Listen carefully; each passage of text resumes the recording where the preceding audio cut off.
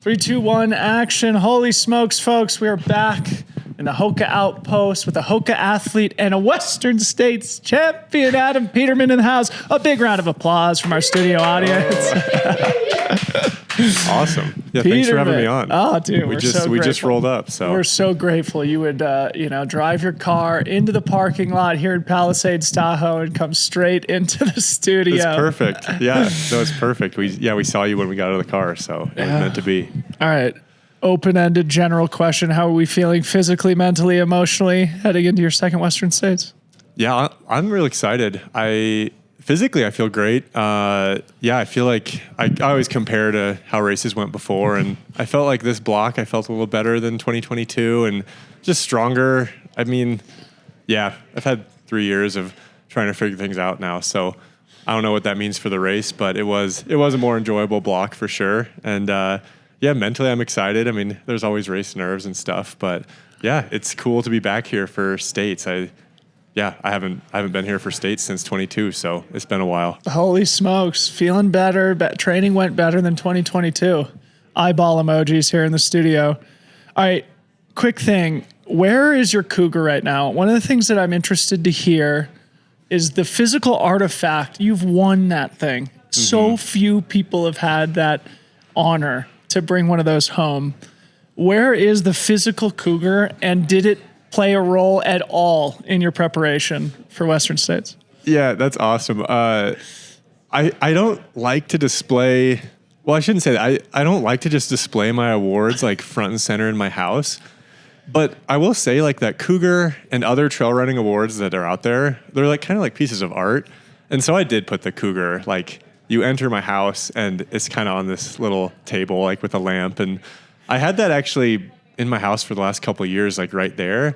But I actually just put it in my bedroom because we got this piece of art that's like an entire Western States map, and it has like the whole watershed of the area with the course on it and all the aid stations. That was a gift from Aaron's parents. So I put that where the Cougar had been. And then it was like, all right, it's too much Western States right here. So I ended up putting the Cougar in my bedroom, and that feels a little better. Like, yeah, it's not just front and center like, oh, here's what you did 3 years ago.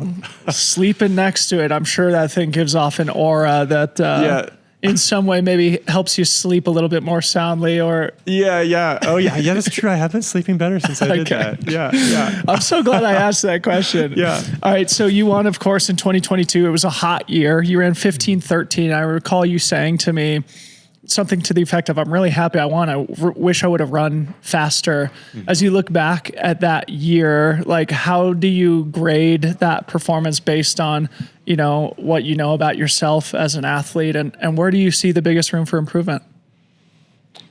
Yeah. Running 15:13, I do feel like last year was so fast. Everyone talks about the times from last year, and it was a little bit cooler, but I think the high was only 5 degrees colder, so not a huge difference. But I don't know, it kind of depends how the race shakes out. Like that year we ran 15:13, I had no idea I didn't have any paces written down. I just went into it to race, and that ended up being like a performance that, I think I ended up winning by about 20 or 25 minutes or something like that. So on that day, that was like, it seemed fast. Yep. But then if you plugged 15:13 into last year, I think it would have been 9th or 10th. Yep. So I feel like, to answer your question, I guess, to give myself a grade, that was awesome. Yeah. I never thought I'd win that race first go. Yeah. And I really didn't have big expectations that day. I just wanted to run my race, run the effort I thought I could handle. And so to come away and win was like huge. Yeah. Like now I look back and I wish I could have run faster. Yeah. But I don't know. I wasn't thinking about that at the time.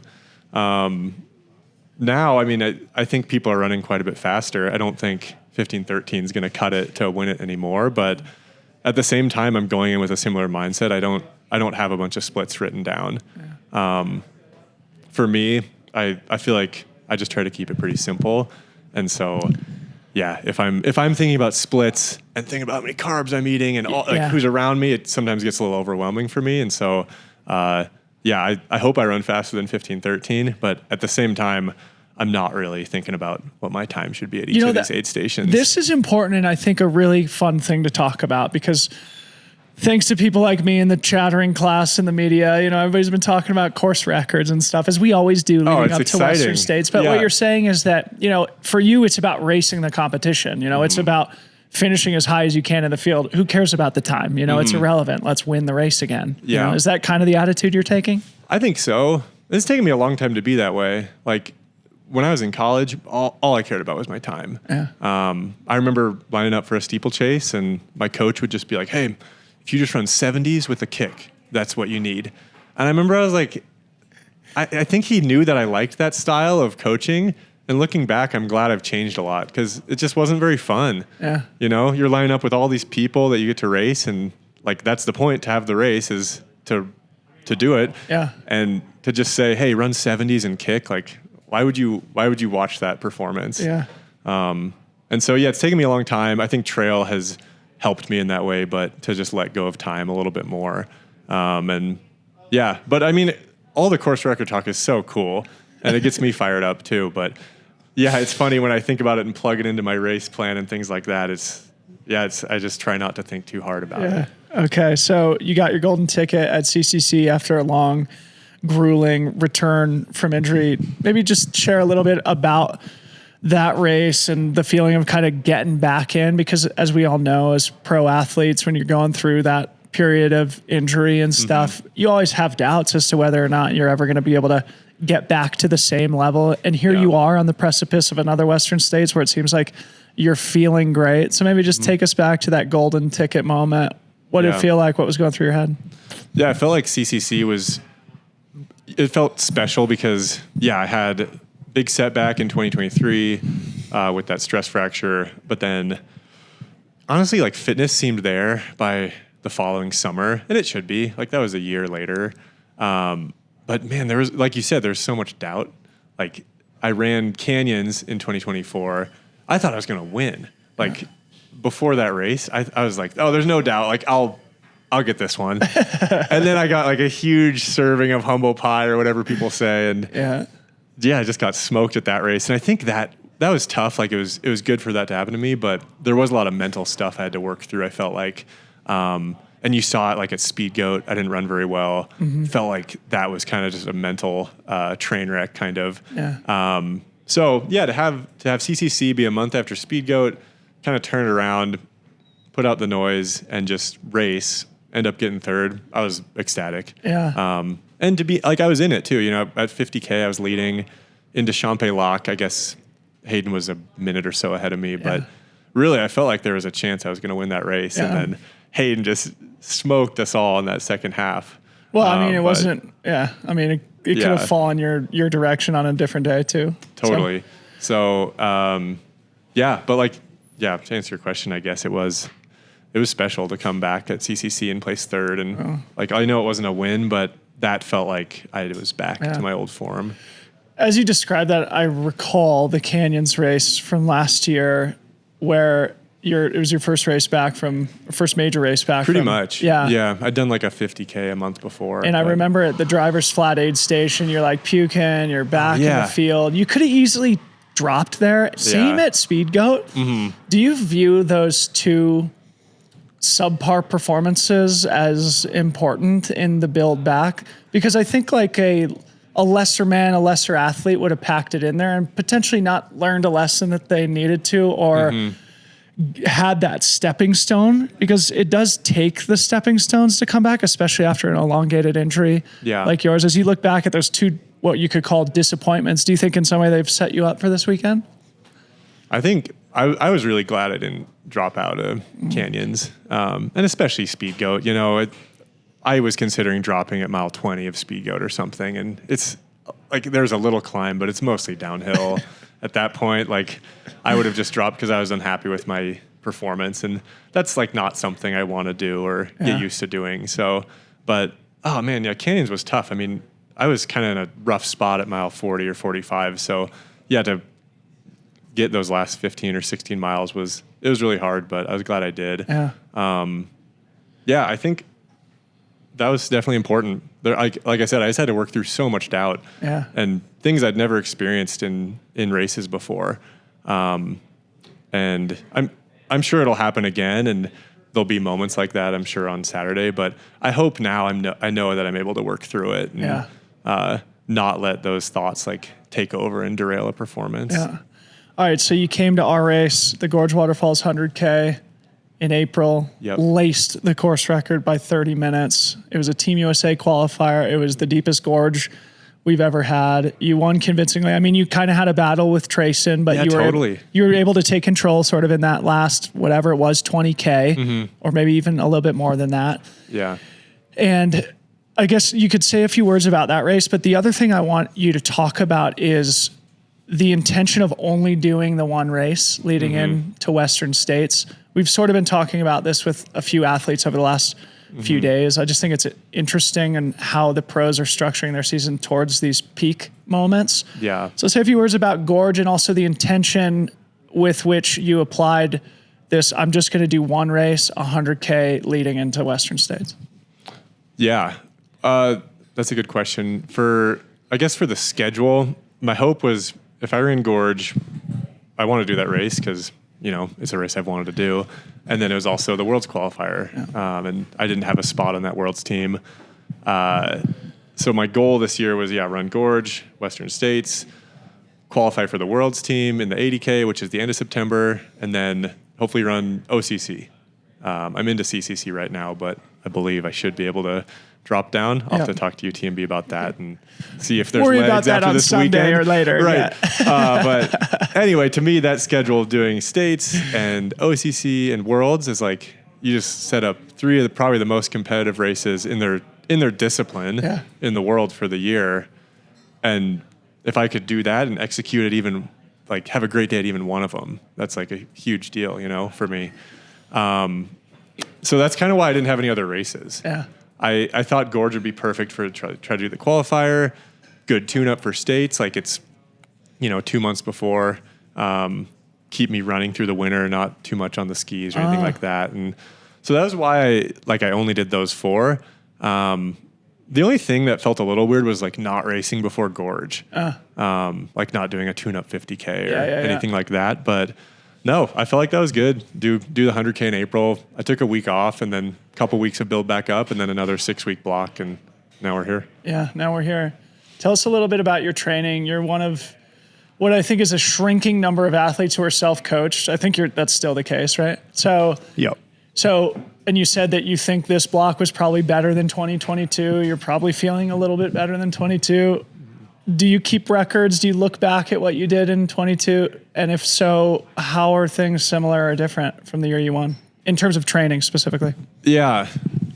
In 22, we're in Canyons, which was, I think, similar timing that year, 2 months before. But I really wasn't sure if I was going to do Western States. Like up to that point, Canyons was the farthest race I'd done. And so I just wanted to see if I was healthy, make sure I wasn't injured after that race, and if I was excited to do states. And fortunately, all those things were good to go. So chose to do states. I will say, though, I felt like, if I remember right, I did like a 4 or 5 week block of like 100 miles a week. I was just so fried at the end of it, though. Yeah. Like, I remember the week of Western States in 2022. I was like, I don't know how this thing's going to go, but like, I never felt this bad before a race. Yeah. And I guess that goes to show, like, if you're listening, to maybe not really listen to the feelings you have over a race because it's not indicative of how you might feel during the race. But it was wild how poor I felt that week.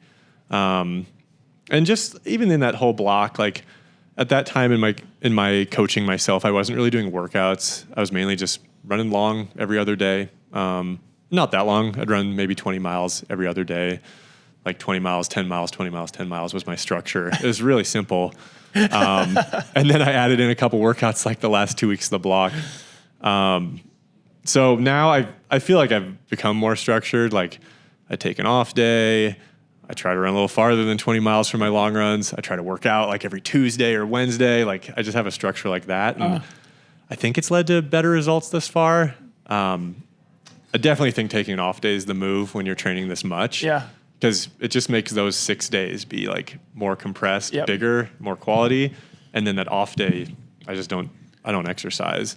And you end up feeling a little better. At least I do. So cool. So, yeah. So one of the things that I guess has been a theme in the sport and that we've talked about a little bit this week is, things are evolving to the point where people are doing different stuff. So a couple of things that you could talk about that I've noticed is like you and Aaron went and did a trip to Arizona specifically to do heat training. It's an example of like going the extra step rather than just going and finding a sauna at the YMCA and chilling. Yeah. And then the other thing is the ice tent. So speak a little bit about that and in general, like going the extra mile, finding those 1%ers. Yeah. Yeah. I think there's probably a lot of things that other people do that I have stayed away from because I try not to like overthink it and get too focused on the minutia. But with heat training, I have tried to be like pretty serious about it.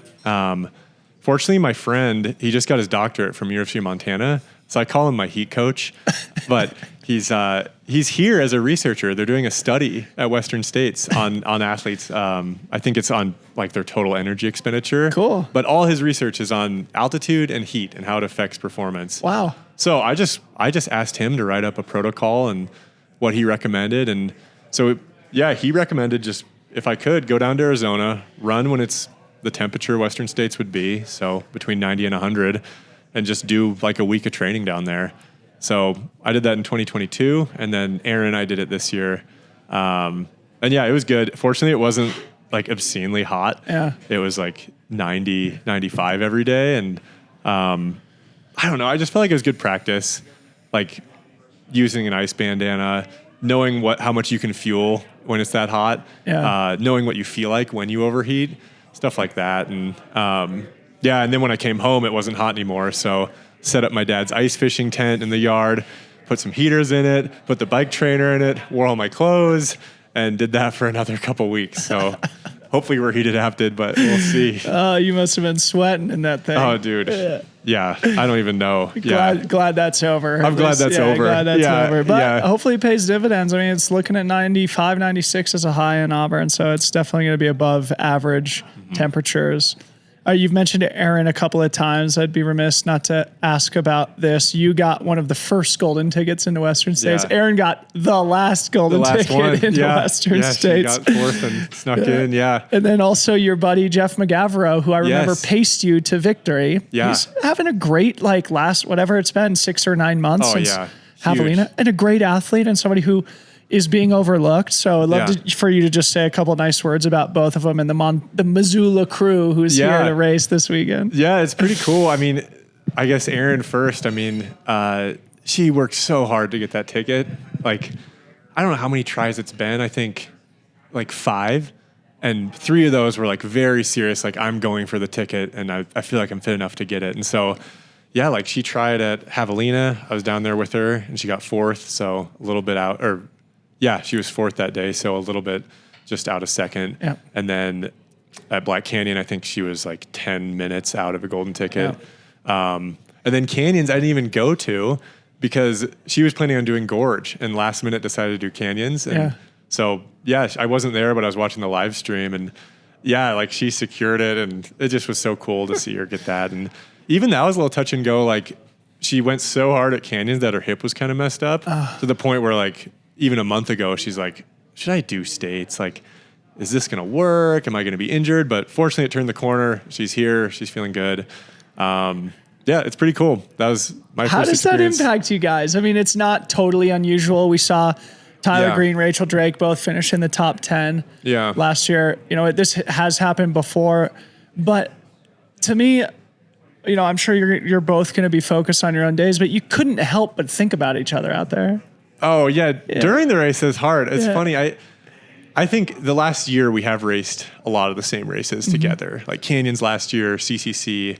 And I think both of us, maybe me in particular, I'm probably more sensitive to stuff than she is, but I felt like I was getting like super nervous like before the race and after of how Aaron was going to do. Yeah. And so we kind of agreed like before CCC, I was like, hey, let's just not ask how the other's doing until the race is over. We almost did the opposite of probably what most people say they do. Yeah. And we're like, look, we're not going to ask. Once the race is over, I'll find out. And so that's what CCC was like. I didn't ask anyone how Aaron was doing. And then when it was over, I asked and found out. But yeah, we might have to make the same policy this year for states. I don't know. Yeah. It goes on a little longer, so I might have to know. Yeah, I mean, but it's cool. It's amazing. It's so cool. Training for these things could be really isolating, and just have someone like we're in the same house, doing the same stuff, going to Arizona together. That's pretty cool. What's the wedding day? Oh, probably. I think it's going to be in a year, year plus. That's what we did too. So Yeah. No rush. Focus on Western states. But then Jeff, I want to answer to Jeff. Please, yes. Man, he is so fit right now. Yeah.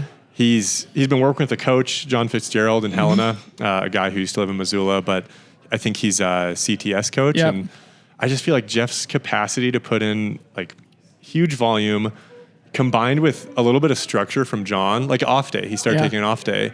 He's just feeling like, I feel like he's turned a new page in ultra, and it's pretty cool to see. Like, I feel like when I run with him now, he'll be going for like a 50K run. I'll be going for less. Yeah. And he's like pushing the pace now, and it's obvious he's feeling really good. So just for the audience, we should say, so he got his golden ticket at Javelina. Yep. If he didn't need that golden ticket, he would have gotten another one at Canyons.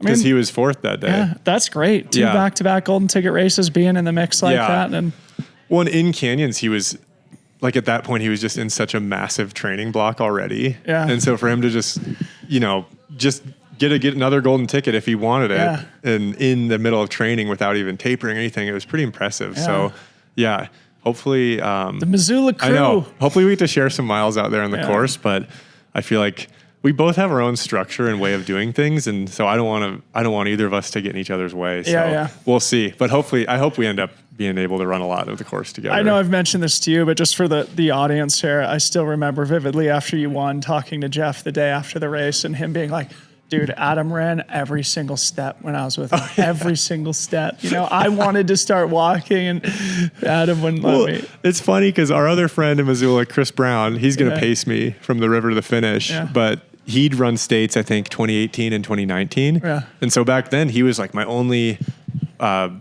source of information for Western states. And I remember him telling me, like, hey, you got to run every climb from the river to the finish. And so when Jeff and I were running that year, I was like, hey, dude, we gotta make this happen. Chris said we have to run every step. And then when I finished, I think I told Chris that, and he was like, I was joking. But I don't know. I feel like now you're definitely going to have to run every step. Yeah, it's true. Well, maybe that's a changed. perfect place to end it. I mean, we started by you saying, you know, you're focused on yourself. You're not focused on the time. It's like all about having another great one here. Mm-hmm. I'm sure, though, you can't help but think about how things might evolve, right? Yeah. It's a really interesting men's race this year. Everybody's talking about course records. There's no snow in the high country. Mm-hmm. The trail's in great condition. Yeah. When you're in the ice fishing tent, how do you visualize things might play out in terms of the dynamic of the men's race, if you care to share? Yeah, I know. It's been interesting, like, listening to a lot of people's takes on this. I mean, I really think it's got to go out harder than it went out in 2022. We didn't go out very hard. Yeah.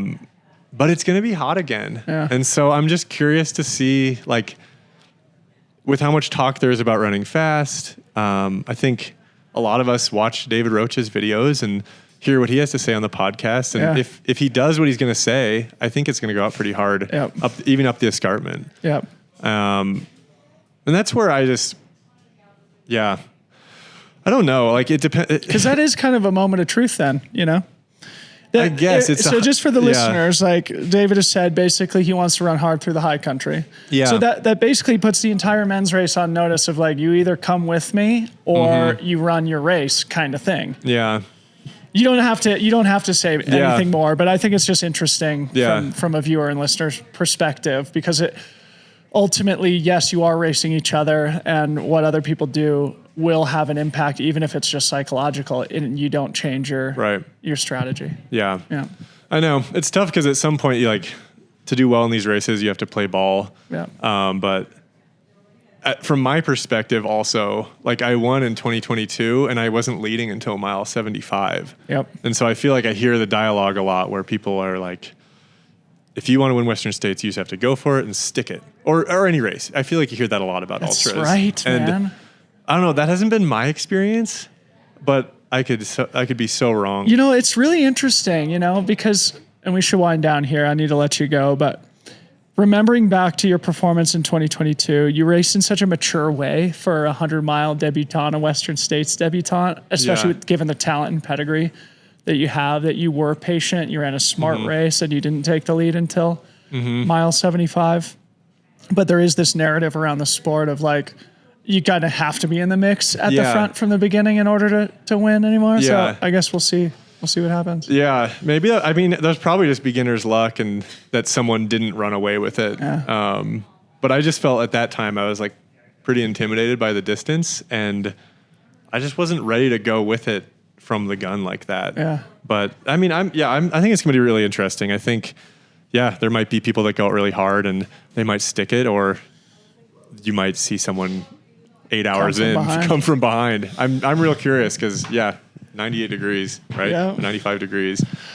Adam Peterman, buddy, we're huge fans of you here at Freetrail. Thanks for having me on. We're going to be cheering for you on Saturday. I hope you get some rest this week. Sweet. Yeah, I'm really stoked to be back, and thanks for having me on. Stoked on being on Freetrail again. Thanks for coming in. Yeah, thanks.